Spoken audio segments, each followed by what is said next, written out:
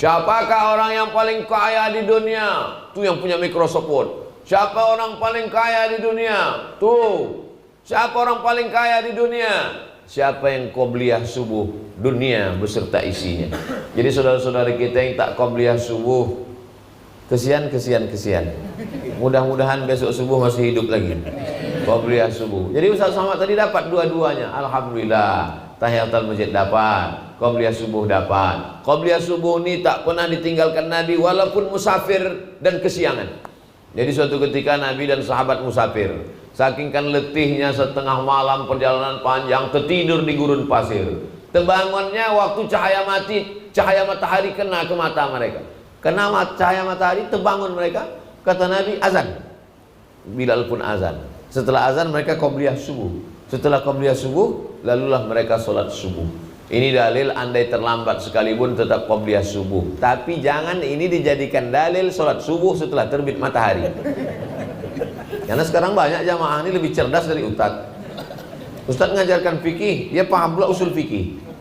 Apalah kesimpulan yang dapat kau ambil dari hadis tadi? Kalau begitu boleh sembahyang subuh setelah terbit matahari. Itu terjadi pada Nabi sekali seumur hidup, dan itu pun karena musafir panjang dan tak pernah. Inna salata kanan alal mu'minina kitabam mauquta.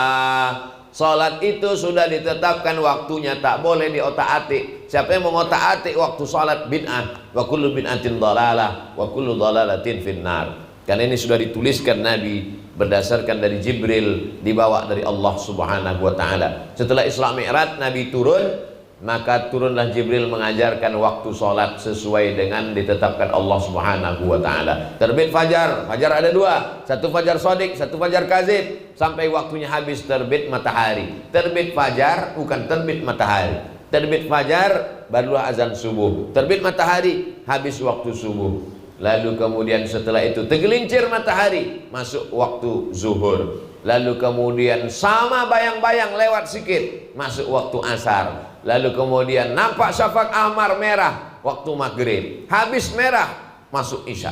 Begitu sudah ditetapkan Allah Subhanahu wa taala. Jangan kita otak-atik. Ini sekarang banyak pula orang lillahi ta'ala, inna salati wa nusuki wa mahyaya wa mamati.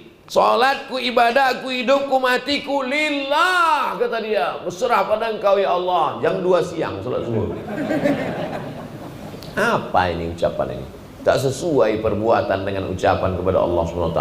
Kalau ditanya sama istrinya, kenapa abang salat zuhur jam 2? Ini mengambil rahmat Allah atau laknat Allah? Masih syukur aku sembahyang, kawan aku tak sembahyang lagi.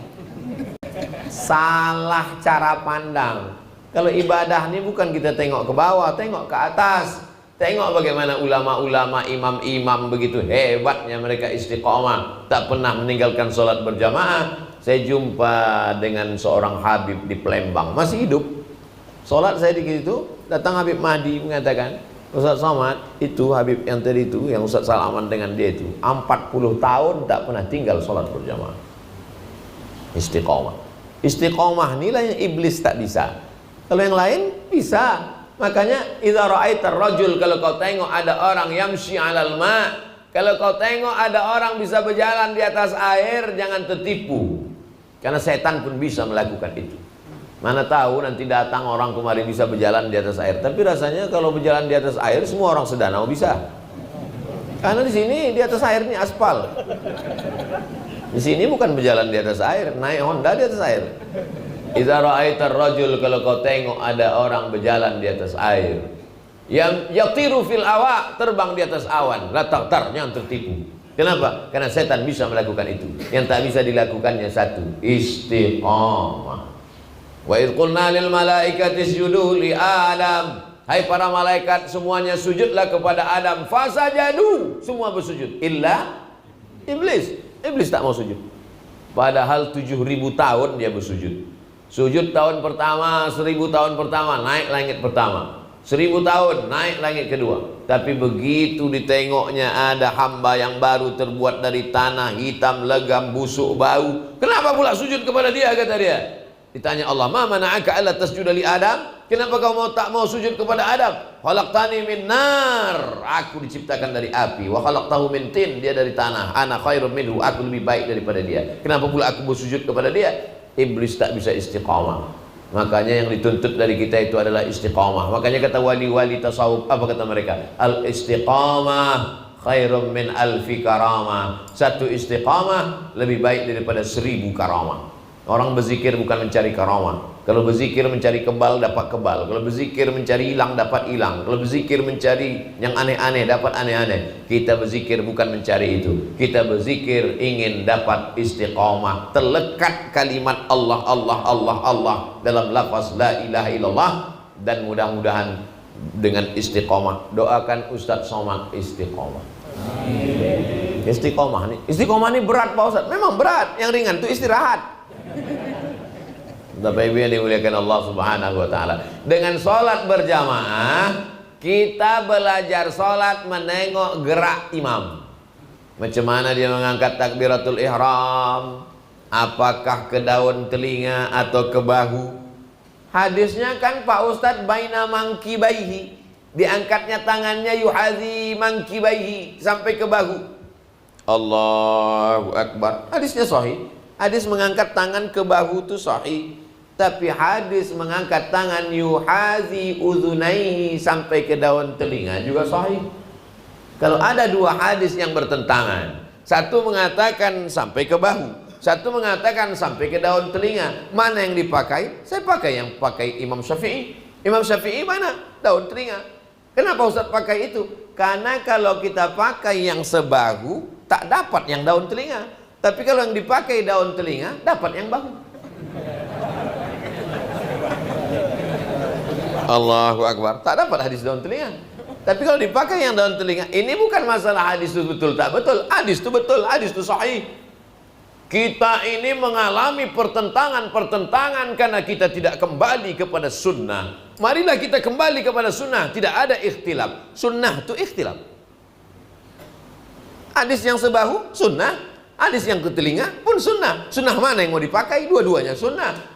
Makanya kalau kita bingung menengok sunnah, kembalinya bukan kepada sunnah, kembalinya kepada ulama ahli sunnah. Saya kalau mengambil hadis itu dari Imam Bukhari. Loh, Imam Bukhari meninggal kapan? 256.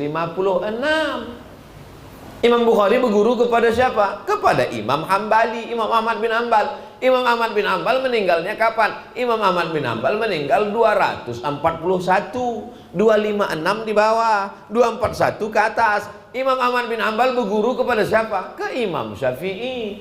Imam Syafi'i meninggal 204. Payah ngingatnya Pak Ustadz. Memang kalau belum sarapan payah. Imam Bukhari di bawah. Imam Bukhari berguru kepada Imam Ahmad bin Hanbal. Imam Ahmad bin Hanbal berguru kepada Imam Syafi'i. Jadi kalau ada orang mengatakan saya lebih mau mengambil Bukhari daripada Syafi'i, kamu waras apa sehat? Sedang Imam Ahmad bin Hanbal berguru kepada Imam Syafi'i.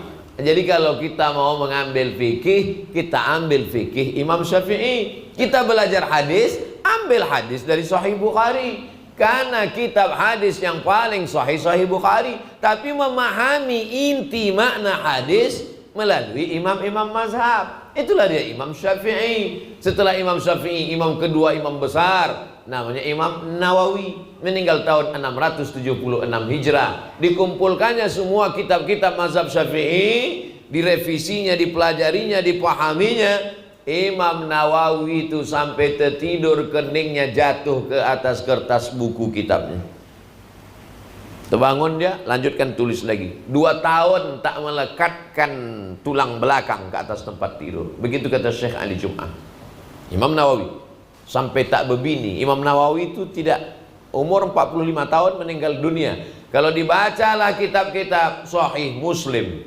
Sahih Muslim 7.000 hadis berulang-ulang. Siapa yang menjelaskan Sahih Muslim? Imam Nawawi, namanya kitab Al-Minhaj, Syarah Sahih Muslim Ibn Al-Hajjaj. Orang belajar tentang hadis sahih, hadis hasan, hadis dhaif, hadis munqati, hadis maqtu, hadis mauquf, hadis mursal, hadis muallaq. Kepada kitab siapa dia belajar? Kepada kitab Imam Nawawi, Tadribur Rawi, Syarah Taqrib An-Nawawi, kitab yang dijelaskan oleh Imam Jalaluddin As-Suyuti. Jadi kalau ada orang mengatakan saya cukup mengambil Quran dan sunnah saja, maka kalimat ini benar, tapi maknanya bisa batil, karena kita mengambil ilmu ini daripada para alim, para ulama, guru-guru kita. Mudah-mudahan anak-anak kita nanti menjadi ulama-ulama, bentengnya ahlu sunnah wal jamaah, insyaallah. Amin ya rabbal. Makanya dengan ke masjid nampak kita gerak imam, usolli fardhus subhi rak'ataini adaan imaman lillahi ta'ala. Kenapa pula Pak Imam ini menyebut usolli? Karena di dalam takbiratul ihram itu mesti ada qasad ta'arat ta'yin. Salat apa? Salat subuh. Berapa rakaat? 2 rakaat. Ada apa qadha? Adaan. Jadi imam apa jadi makmum? Imaman. Itulah yang dimasukkan dalam A sampai bar. Allahu Akbar. Macam mana memasukkan niat itu dalam Allahu Akbar? Dikuatkan dulu. Macam mana menguatkannya? Itulah dikuatkannya di mulut supaya masuk ke dalam hatinya. Usolli fardhus subhi rak'ataini adaan ma'muman imaman mustaqbilal qiblah lillahi ta'ala. Allahu Akbar. Namanya muqaranah, sejalan antara niat dengan takbir. Itu mazhab Syafi'i. Tapi imam kami Pak Ustaz takbirnya pendek aja, Allahu Akbar. Berarti mazhabnya Hambali. Karena mazhab Hambali, mazhab Hanafi, mazhab Maliki, 3 mazhab niatnya bukan di dalam takbir tuh, sebelum takbir. Makanya takbirnya pendek, Allahu Akbar. Kapan dia berniat? Sebelum takbir. Sebelum takbir berniat, sah. Berarti mazhab yang dia pilih 3, Hambali, Maliki, Hanafi. Berniat di dalam takbir, sah. Berarti yang dia pakai mazhab Syafi'i. Ustaz Somad kalau berniat di mana? Saya dalam takbir, maka takbir saya panjang, Allahu Akbar.